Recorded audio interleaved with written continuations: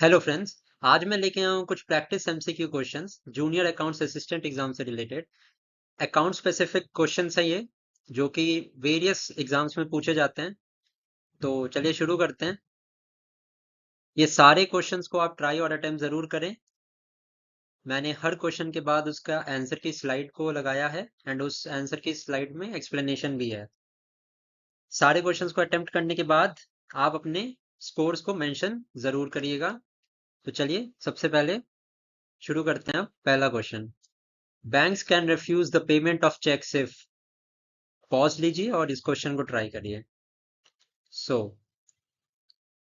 The correct answer is it is older than 3 months. अगर कोई check 3 month से older है तो बैंक रिफ्यूज कर सकता है पेमेंट की। नाउ नेक्स्ट क्वेश्चन ट्राई करिए। How many parties are there in the contract of guarantee. So इसका सही आंसर है 3। There are 3 parties to contract of guarantee. Now next question. As per Section 52 of the Companies Act, the balance in the security premium account cannot be utilized for। 1 minute का pause लीजिए and इस question को try करिए। So the correct answer to this question is payment of dividend. बाकी इन तीनों ही cases में हम अपने सिक्योरिटी प्रीमियम अकाउंट का बैलेंस को यूज कर सकते हैं, बट पेमेंट ऑफ डिविडेंड में हम इसको यूज नहीं कर सकते हैं। Now next question, which section of the Negotiable Instrument Act 1881 mentions bill of exchange। तो बिल ऑफ एक्सचेंज कौन से सेक्शन में बिल ऑफ एक्सचेंज की बात की गई है? So the correct answer is section 5 में बिल्स ऑफ एक्सचेंज की बात की गई है, जबकि सेक्शन 4 में हमारा प्रोमिसरी नोट्स है एंड सेक्शन 6 में हमारा चेक्स की बात की गई है। Now next question, who is the regulator of stock market in India. तो स्टॉक मार्केट को इंडिया में कौन रेगुलेट करता है? करेक्ट आंसर है इसका सेबी। आरबीआई हमारा मॉनेटरी पॉलिसी को रेगुलेट करता है एंड कंट्री में फॉरेन एक्सचेंज को भी देखता है। 2 एक्ट्स हैं इसके रिलेटेड, फेमा एंड फेरा एक्ट। फेमा एंड फेरा एक्ट। पार्डन मी मेरी राइटिंग के लिए, मैंने नया नया ही अभी इसको शुरू किया है तो कुछ दिनों में ये सही हो जाएगा। और IRDAI रेगुलेट्स इंश्योरेंस मार्केट का रेगुलेटर है एंड गवर्नमेंट हमारी जो है वो फिजिकल पॉलिसी मेंटेन करती है या डिसाइड करती है। Now next question, preference share in India is introduce for a maximum period of.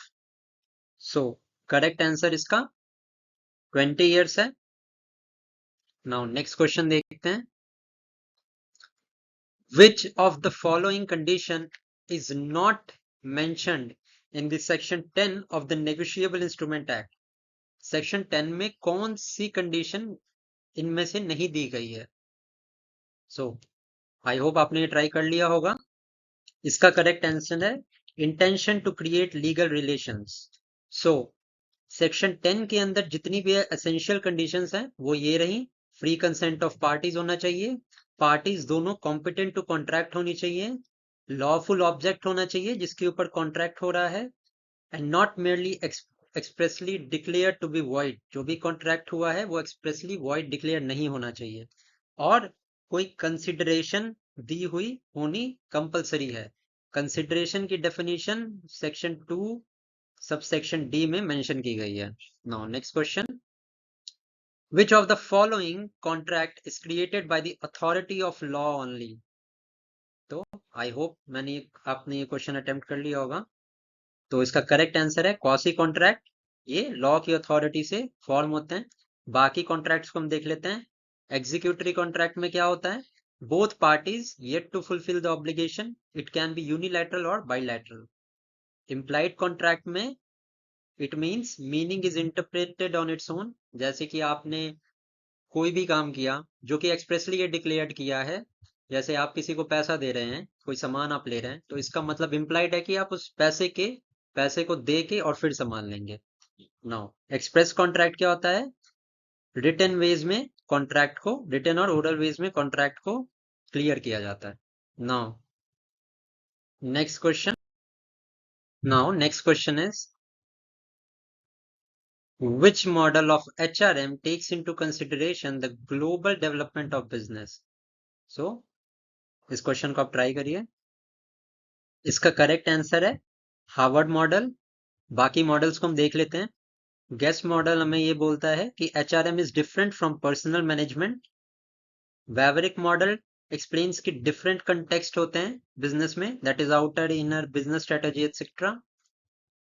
Fombrun's model में it aligns formal structure organization with the organizational structure and needs. Global development of business को consider करता है Harvard model. Now next question. Which of the following is not a part of job description? So इसका correct answer है qualifications is not a part. Rest all three are part of job description. Also both job description की बात अगर हम करें and job specification, these are a part of job analysis. तो job analysis के ही दो part होते हैं, that is job description and job specification. Now next question. Management by objectives was propounded by, so correct is Drucker. Herzberg ने two factor theory of motivation दिया था, ध्यान रखेंगे. This is also very important. Now cash flow statement is made as per which accounting standard? So correct answer is accounting standard 3. जो accounting standard 2 है, it discusses about valuation of inventories. Accounting standard 4 deals with contingency and event occurring after balance sheet date, and accounting 6 is related to depreciation. accounting standard 6 very important है. और cash flow statement का आप याद रखेंगे, ये भी बहुत important question है. It is related to accounting standard 3. Now next question. Dash is related to objective and scope of audit of financial statement. So correct answer इस क्वेश्चन का है हमारा 200. Now next question. Need hierarchy theory was propounded by. तो ये एक easy question है, आई hope आपने try कर लिया होगा. तो मैस्लो ने नीड हायरार्की थ्योरी को दिया था. Need hierarchy theory. हर्जबर्ग ने, जैसे मैंने बताया, two factor theory of motivation. Vroom ने दी थी एक्सपेक्टेंसी थ्योरी. मैकग्रेगर की theory X and theory Y. ये थ्योरीज के नाम इंपॉर्टेंट रखेंगे, नाम याद रखेंगे आप, ये बहुत इंपॉर्टेंट है. Now next question is, which of the following is not a liquidity ratio? I hope आपने ट्राई कर लिया होगा. सो करेक्ट आंसर इज डेब्ट टू इक्विटी रेशियो. बाकी तीनों, quick ratio, current ratio and cash ratio, this all are liquidity ratio. And एक बात आप ध्यान रखेंगे, लिक्विडिटी रेशियो जो होते हैं वो शॉर्ट टर्म के लिए होते हैं, हमें शॉर्ट टर्म सॉल्वेंसी के बारे में बताते हैं. और सम ऑफ द सॉल्वेंसी रेशियो जो हमें लॉन्ग टर्म के बारे में बताते हैं, दीज आर डेब्ट टू इक्विटी, डेब्ट to capital employed and interest coverage ratio. Now leverage ratio is used to ascertain. तो अभी जैसे कि मैंने बताया आपको, it is used to ascertain long term liquidity. Short term liquidity को असेस करने के लिए कुछ रेशियोज होते हैं. फॉर एग्जांपल लिक्विडिटी रेशियो होता है, current ratio, quick ratio, cash ratio, these all are for short term liquidity.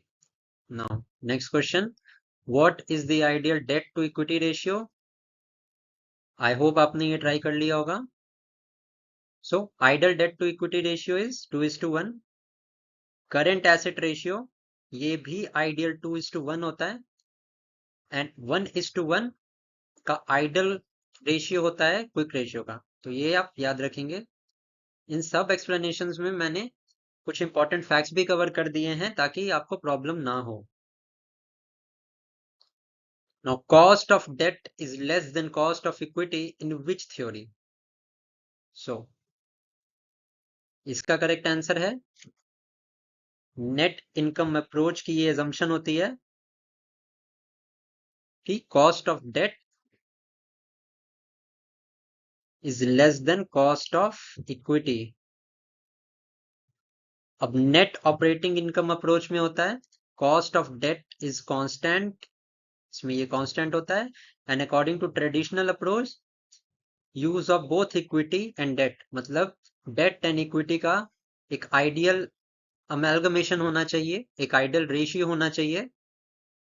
Now next question, horizontal type capital structure envisages, तो इसका करेक्ट आंसर है zero debt and more equity, कि company में debt zero होनी चाहिए और equity maximum या 100% equity होनी चाहिए कंपनी में। Now next question, operating leverage is calculated by, तो इसमें ऑपरेटिंग लेवरेज का फॉर्मूला पूछा है। So the correct answer is percentage change in EBIT by percentage change in sales. Important question है, ध्यान रखेंगे। नाउ ये जो फॉर्मूला हमारा percentage change in EBT by percentage change in EBIT, this helps us to calculate financial leverage, जो मैंने यहाँ पे मेंशन किया है। Now next question, working capital is, so इसमें पूछा है what is the formula of working capital. So correct answer is correct asset by minus current liabilities. Important formula है, ध्यान रखेंगे आप। Now selection process is A, तो correct answer is negative process. Now positive process, recruitment and selection में एक basic difference होता है, that selection is a negative process whereas recruitment is a positive process. Now next question, time specified for contract act, time specified for contract is as per which act। so जो time specify होता है कि इस contract को हमें इतने time में खत्म करना है, वो किस एक्ट पे स्पेसिफाई किया गया है। so the correct answer is limitation act, limitation act में स्पेसिफाई किया गया है time. Now next question, substituting a new contract in the place of old one is called, I hope आपने ये ट्राई कर लिया होगा। So the correct answer is novation। novation में एक न्यू कॉन्ट्रैक्ट बनाया जाता है, ओल्ड वन को रिप्लेस कर दिया जाता है। Now next question, how can contribution be calculated, contribution को अपन कैसे कैलकुलेट कर सकते हैं। So the correct answer is sales minus variable cost is equal to contribution। Now next question is, who formulates the fiscal policy of India। एक easy question है, मैंने आपको पहले भी बताया इसका। तो RBI government formulates the fiscal policy, whereas RBI formulate करता है हमारा मॉनेटरी पॉलिसी को। SEBI is the controller of stock market, whereas chief economic adviser, जो कि हमारे फाइनेंस मिनिस्ट्री के अंदर आते हैं, he is responsible for preparation of economic survey, जो बजट से एक दिन पहले आता है। नाउ इसी के साथ हमारा ये एमसीक्यूज की सीरीज खत्म हो गई है। आप जरूर कमेंट करके बताना कि आपने कितना स्कोर किया है, और अगर आपको वीडियो अच्छी लगी हो तो वीडियो को लाइक करें, आप चैनल को सब्सक्राइब करें एंड वीडियो को शेयर करें। अगर आप कमेंट्स करोगे, अगर पॉजिटिव रिस्पॉन्स रहेगा, तो मैं एमसीक्यू की दूसरी सीरीज लेके आऊंगा बहुत जल्द। तब तक के लिए थैंक यू।